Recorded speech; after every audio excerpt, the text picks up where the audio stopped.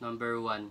Lien on imported goods arising from unpaid duties, taxes, fees, and other charges may be enforced. A. As soon as the vessel or aircraft enter in the Philippines territory with intention to unload. B. While such goods are under customs custody. C. As long as the goods are in Philippine territory. D. As long as they have not been subsequently resolved by the importer or consignee. Number 2. Customs jurisdiction under Section 300 CMTA covers A.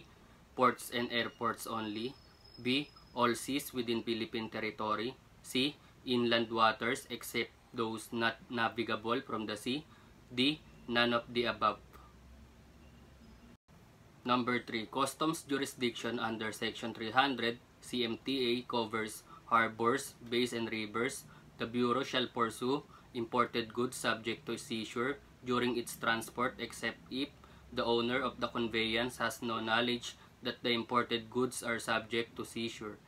A. The first statement is false, the second is true. B. The first statement is true, the second is false. C. Both statements are false. D. Both statements are true. Number 4. Customs jurisdiction under Section 300 CMTA covers airports and ports.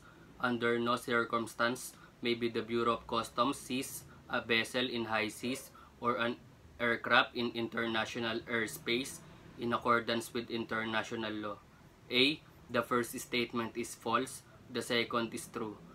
B. The first statement is true, the second is false. C. Both statements are false. D. Both statements are true. Number 5.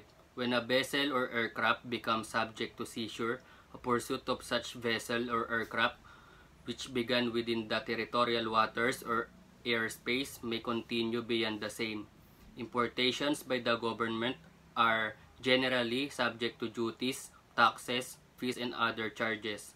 A. The first statement is false, the second is true. B. The first statement is true, the second is false. C. Both statements are false. D. Both statements are true.